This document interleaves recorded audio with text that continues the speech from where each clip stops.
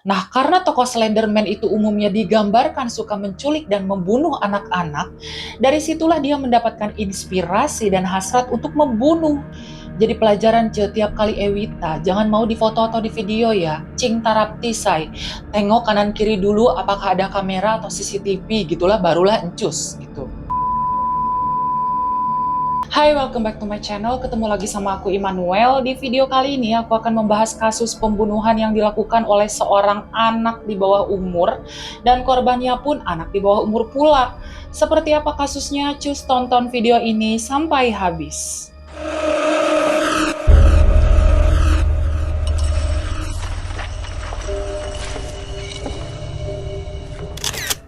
Aku akan disclaimer dulu ya, kalau baik nama korban dan pelaku akan aku samarkan. Karena seperti yang aku jelaskan di awal video, keduanya masih di bawah umur. Pelaku kita sebut aja namanya Nurul, korbannya kita sebut aja namanya Alfi. Nah, FYI, Nurul dan Alfi memang tidak begitu dekat karena usia keduanya terpaut cukup jauh. Si Nurul ini usianya 14 tahun dan si Alfi usianya 5 tahun pada saat kejadian. Nah, si Alfi ini sebenarnya teman adiknya si Nurul. Karena orang tua keduanya sama-sama penjual kue, jadi adiknya Nurul dan Alfi sering main bareng. Kadang di rumahnya Nurul, kadang di rumahnya si Alfi. Tetangga mereka menggambarkan Nurul sebagai seorang remaja yang pintar namun pendiam dan Alfi sebagai seorang anak yang ceria. Pada hari Kamis tanggal 5 Maret 2020, Alfi lagi main nih di rumahnya si Nurul. Nah, kebetulan waktu itu Alfi hanya berduaan di rumahnya Nurul tanpa adiknya Nurul dan orang tuanya si Nurul nih. Gak ada siapa-siapa di rumah kecuali mereka berdua. Nah, lagi berduaan begitu, si Nurul nih tiba-tiba manggil si Alfi, "Vi, tolong dong ambilin mainan di bak mandi," katanya. Nah, si Alfi nurut kan, pergilah dia ke kamar mandi buat ngambil mainan yang ada di dalam bak mandi itu. Pas dia lagi berusaha untuk ambil mainan yang disuruh sama si Nurul, tiba-tiba tubuh Alfi didorong sama si Nurul sehingga tubuh si Alfi ini masuk ke bak mandi. Udah masuk ke bak mandi, tiba-tiba Nurul mencekik lehernya si Alfi. Lagi timbul tenggelam gitu, si Alfi kan otomatis meronta-ronta dong. Nah, karena si Alfi ini berusaha teriak-teriak, mulut si Alfi ini sampai dicolok pakai kedua jarinya si Nurul supaya si Alfi nggak bisa teriak. Hal itu berlangsung selama kurang lebih 5 menit dan gak lama kemudian, akhirnya Alfi lemas. Dan Nurul bisa memastikan kalau Alfi sudah meninggal. Nah, jasadnya si Alfi kan udah terbujur kaku nih. Tiba-tiba keluar darah dari hidungnya. Itu hidungnya si Alfi langsung disumpel pakai tisu, abis itu diikat supaya darahnya nggak berceceran. Setelah memastikan si anak kecil malang ini udah nggak bernyawa, kemudian jasadnya Alfi dimasukkan ke dalam ember. Jadi kayak diempet-empetin gitu, kayak dipaksa masuk gitu loh ke ember. Terus si jasadnya itu ditutupin pakai kain spray dan diletakkan bersama tumpukan pakaian kotor. Dan ember itu posisinya masih ada di dalam kamar mandi. Bahkan orang tuanya si Nurul sempat beberapa kali mondar-mandir ke kamar mandi, tapi mereka tidak menyadari sama sekali kalau di dalam ember itu ada jasadnya si Alfi. Awalnya si Nurul nih berencana untuk membuang jasadnya si Alfi, cuma si Nurul nih bingung, mau dibuang kemana nih mayatnya si Alfi kan? Akhirnya mayatnya si Alfi yang masih ada di dalam ember itu dimasukkan ke dalam lemari pakaiannya si Nurul yang ada di dalam kamarnya si Nurul. Dan gilanya, diinepin itu jasadnya si Alfi selama semalaman, Udah pasti dong orang tuanya si Alvin nyari-nyari kan. Tapi si Nurul ya adem ayem aja hingga akhirnya entah si Nurul ini udah mentok, nggak bisa mikir lagi. Besoknya si Nurul berangkat ke sekolah pakai seragam nih. Di tengah jalan dia ganti baju, pakai baju bebas dan malah OTW ke Polsek Metro Taman Sari untuk melaporkan perbuatannya sendiri. Awalnya ditanyakan sama polisinya, "Ada apa nek?" kata polisinya. Si Nurul nih bilang, "Pak, saya habis ngebunuh orang dan sekarang jasadnya ada di dalam lemari." Polisi ragu kan, masa sih? Tapi nggak ada salahnya juga kan mereka ngecek tanpa bak bibu. Polisi langsung cus lah ke rumahnya si Nurul dan memeriksa tempat di mana si Nurul ini menyembunyikan jasadnya si Alfi. Bener aja, jasadnya si Alfi masih ada di dalam lemari, masih di dalam ember. Polisi ngelihatnya aja miris kan, bercampur bingung gitu loh. Kok bisa Nek kamu tega-teganya ngebunuh anak kecil kayak gini? Si Nurul nih bilang, aku spontan Pak, sebenarnya aku sering banget kepikiran ingin membunuh. Tapi sebelum-sebelumnya bisa ditahan. Nah terus, ya kali ini nggak bisa ditahan Pak. Ada kerinduan di dalam diri aku ini untuk membunuh si Alfi itu, katanya. Edan gak tuh?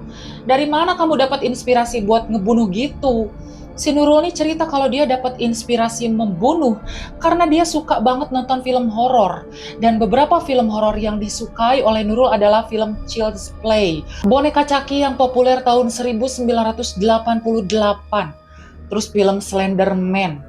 Nah, karena tokoh Slenderman itu umumnya digambarkan suka menculik dan membunuh anak-anak, dari situlah dia mendapatkan inspirasi dan hasrat untuk membunuh karena boneka Chucky sama si Slenderman ini dijadikan role model atau panutannya si Nurul. Di situ sebenarnya aparat bingung, Cek. Pertama, mereka bingung menentukan pasal apa yang akan dijerat ke si Nurul ini. Kedua, ini pembunuhan sadis loh, Cek. Mereka masih nggak yakin apakah beneran si Nurul yang ngebunuh. Ataukah mungkin dia itu bukan pelaku sesungguhnya.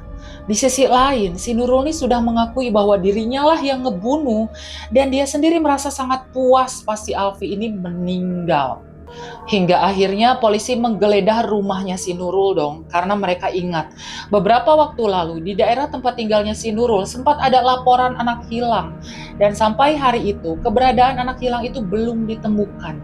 Bahkan ya, orang tuanya si Alfi sempat laporan ke RT dan mencari keberadaan anak mereka di rumahnya si Nurul. Bahkan mereka sempat masuk ke kamarnya si Nurul, tapi nggak ada satupun yang ngeh kalau sebenarnya jasadnya si Alfi memang udah ada di dalam lemari. Tapi satupun di antara mereka nggak ada yang menyadari. Bahkan aku sempat bilang kan, sebelumnya jasadnya si Alfi itu sempat ditaruh di dalam kamar mandi. Itu orang bolak-balik, ciling-cincat, nggak ada satupun yang menyadari bahwa di tumpukan ember yang atasnya pakaian itu, ya disitulah jasadnya si Alfi. Dari TKP, polisi menemukan beberapa koleksi gambar yang dibuat dan digambar langsung oleh Nurul. Ada gambar sosok perempuan yang diikat pada bagian tubuhnya, dan gambar perempuan itu hanya ditampilkan setengah badan. Bahkan ada caption di gambar itu dalam bahasa Inggris. Keep calm and give me torture, dalam bahasa Indonesia artinya, tetap tenang dan berikan aku sebuah penyiksaan. Sempat ditanyakan sama polisinya, ini gambar maksudnya apa, Cek? Jadi Pak, ini gambar tentang si penyiksa dan yang disiksa sama-sama merasa senang, cenah, merasa puas. Dan semua gambar itu ditemukan sebanyak 14 gambar yang merupakan catatan kesehariannya yang menggambarkan kesakitan dan penderitaannya yang selama ini dia pendam. Ala-ala diary bergambar gitu, Cek. Kalau kita zaman dulu nulis-nulis binder, jurnal, diary, isinya nggak jauh-jauh dari kebucinan. Kalau dia beda, isinya yang sadis-sadis, diari huru-hara gitu loh. Bahkan ada fakta yang bisa dibilang cukup mengerikan. Sebelum Nurul mengakui perbuatannya ke polisi, dia sempat mengunggah status Facebook yang sempat viral di medsos.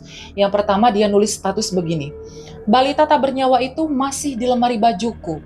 Banyak warga mencarinya. Pak RW selaku polisi dan Pak RT yang memeriksa rumahku seluruhnya tak ada satupun yang tahu aku pelakunya. Oke, besok siap-siap kita berserah diri, cenah.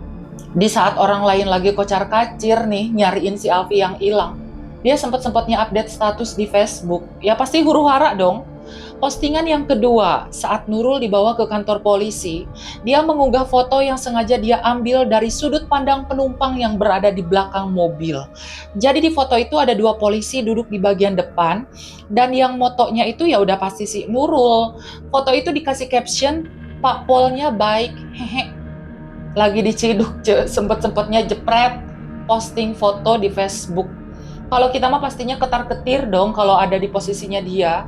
Ketika diinterogasi nih, Nurul menceritakan setiap detail hal yang dia lakukan kepada Alfi dengan tenang. Sama sekali nggak ada raut penyesalan di wajahnya. Jadi pertama mula-mula begini, semuanya diceritakan. Kayak dia lagi storytelling aja. Dan benar-benar wajahnya tuh datar datar, nggak ada sama sekali raut penyesalan di wajahnya. Sekali lagi ditanyakan, bagaimana perasaan kamu setelah melakukan pembunuhan terhadap Alfi? Jawabannya, ya saya tidak menyesal, cenah. Bahkan saya merasa sangat puas. Polisinya aja waktu itu bingung, aduh nih anak kayaknya psikopat deh. Ya terpaksalah si Nurul dibawa ke psikolog untuk memeriksa apakah ada bagian-bagian dalam dirinya yang agak-agak sengklek gitu. Anak umur 14 tahun loh, dan ketika dia ngaku kalau dia yang ngebunuh, ekspresinya datar, bikin orang tuh yang ngelihat mungkin kesel kali ya. Apalagi si keluarga korbannya. Gak ada sedikit pun raut wajah penyesalan, flat, sedatar-datarnya. Ya udah biasa aja. Bahkan si Nurul nih cerita, terkadang kalau dia kesel, dia akan meluapkannya dengan menyiksa hewan yang ada di sekitarnya. Kodok aja, dia tusuk-tusuk pakai garpu sampai pejet, Ceritanya si Nurul ini punya kucing kan, dan kalau lagi kesel, itu kucing dia lempar dari lantai 2. FYI, kamarnya si Nurul emang ada di lantai 2, Jadi kalau dia kesel nih, itu kucing bakal dibawa sama dia naik ke atas ke lantai 2, dari balkon dia lempar gitu aja. Orang-orang pada heran kan, sebenarnya apa yang terjadi dengan si Nurul ini? What happened aya naon? Menurut Direktur Jenderal Rehabilitasi Sosial Hari Hikmat, sebelum pembunuhan itu terjadi, Nurul ternyata telah mengalami peristiwa yang traumatis. Pas Dese diperiksa, ternyata si Nurul ini hamidah, dan usia kehamidunannya ini sudah menginjak 3,5 bulan. Dia cerita kalau selama ini ternyata dia diperkaos sama 2 orang pamannya dan kekasihnya. Dan dia sering mengalami kekerasan seksual di bawah ancaman bahwa jangan sampai buka mulut, kalau enggak ini video asusila bakal disebar. Jadi pelajaran tiap kali Ewita, jangan mau difoto atau di video ya. Cing tarap tisai, tengok kanan kiri dulu apakah ada kamera atau CCTV gitulah, barulah encus gitu. Atau mendingan jangan maulah diajak Ewita dulu sebelum menikah, haram say. Dan yang lebih mengkhawatirkan si Nurul ini tidak mendapat pola asuh yang baik dari keluarganya, sehingga pas dicek ternyata Dese mengalami post traumatic stress disorder. Dan ya udah pasti ketiga pelaku pemerkaos terhadap Nurul langsung ditangkap, dijebloskan juga ke penjara gara-gara kasus pembunuhannya si Nurul. Pada bulan Agustus tahun 2020, Majelis Hakim Pengadilan Negeri Jakarta Pusat menjatuhkan hukuman 2 tahun penjara dan dia ditempatkan di Lembaga Penyelenggara Kesejahteraan Sosial Handayani, Jakarta.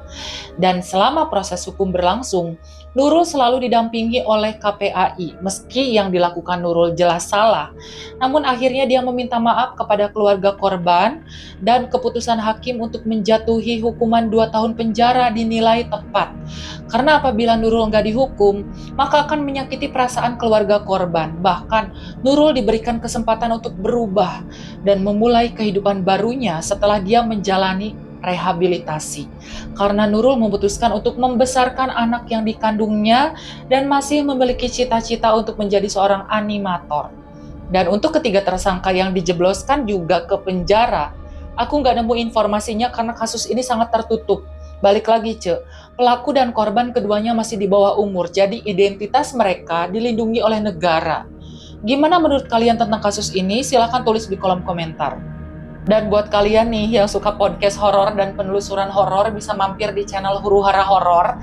Kebetulan aku di situ jadi host untuk penelusuran, guys. Jadi kalau kita datang nih ke tempat-tempat horor, ke tempat-tempat yang ada setannya, ke tempat-tempat yang terbengkalai gitu kan, yang ada jin, iblis dan lain sebagainya, itu di situ aku ditemanin sama salah satu konsultan supranatural Huru Hara Horor untuk mungkin melihat memori-memori masa lalu, atau bener nggak sih di situ tuh ternyata ada setannya atau enggak gitu.